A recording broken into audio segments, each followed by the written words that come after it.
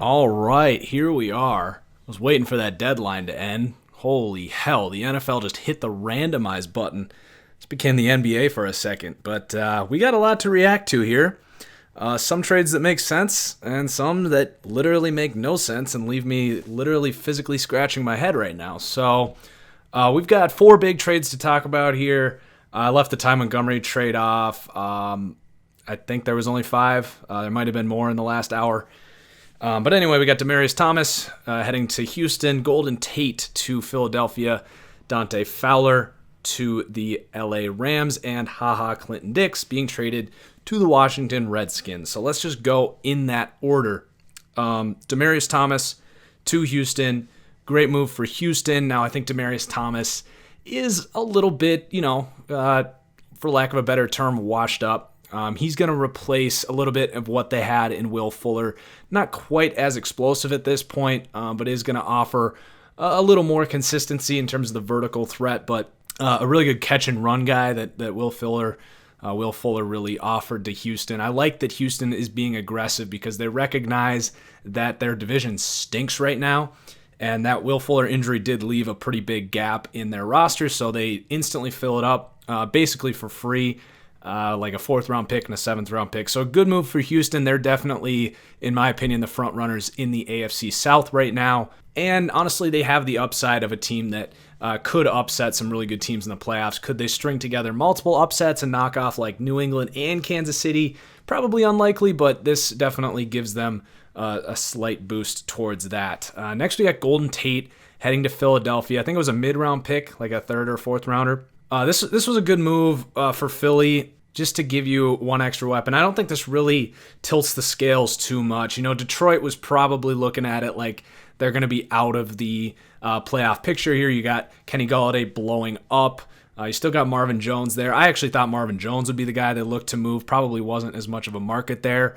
But Golden Tate was not going to be back, I don't think, with the contract coming up.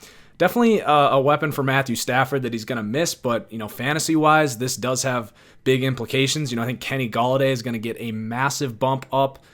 Keep an eye on Kerryon Johnson in the receiving game, and then for the Philly side, this has a very negative impact on Zach Ertz, who has a lot of work in the short to intermediate game. Probably less Dallas Goedert as well, but you probably weren't using him anyway. In terms of real football impact, it helps the Eagles get another weapon in there. Doesn't change too much, in my opinion.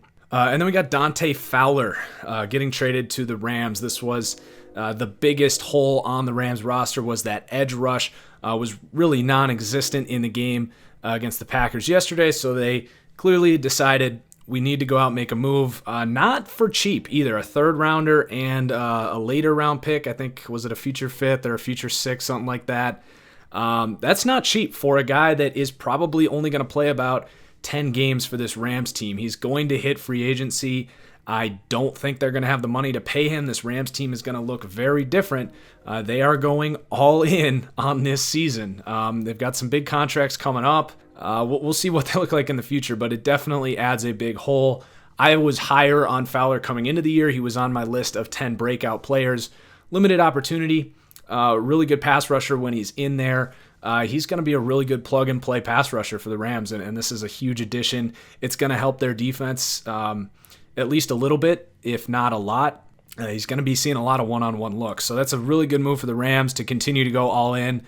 I love that approach. You've got a good window here to go and win. But how about a team that does have a window to win right now, that put up probably one of the most head-scratching trades in the NFL that I can remember? I mean, usually you're at least looking at it as, okay, they didn't get great value, but they're not a great team anyway. Like the Giants trading Damon Harrison or the Bills trading Marcel Darius.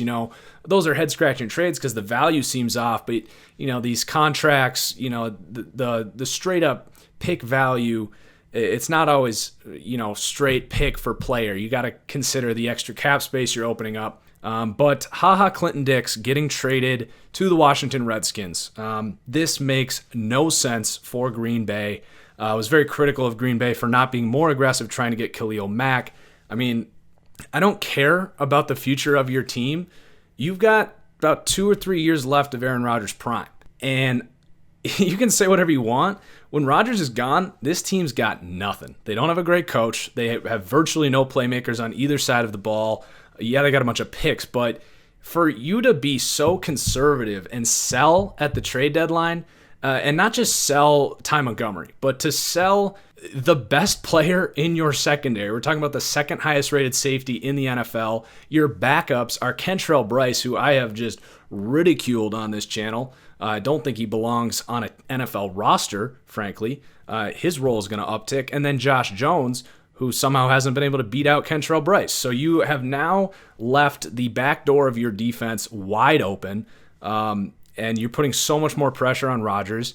And it's not like this team is looking at this year like they have no chance. They just went into LA and virtually won the game if Ty Montgomery doesn't fumble a kick return. So that's a terrible move.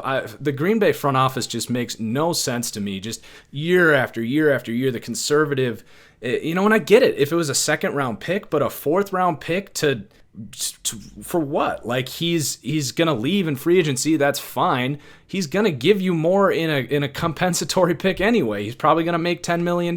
So it's just a complete head scratcher for me for Green Bay. I don't understand it. There had to be a locker room issue going on, but a captain of the defense, it makes no sense.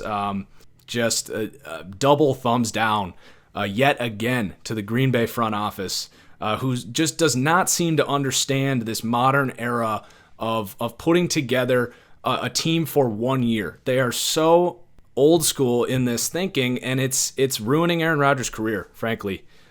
So that's a huge loss for Green Bay. I don't know who in that secondary is going to step up. Those are my reactions to the trade deadline. I'm excited to hear from you guys, what you guys think. I'm sorry if I missed any trades. Those were the big ones that showed up on my Twitter feed that I think are really going to impact the remaining of the NFL season. So hit that like button, guys, if you enjoyed the video. Follow me on Twitter at TFG_football. Cheers. We'll see you next time.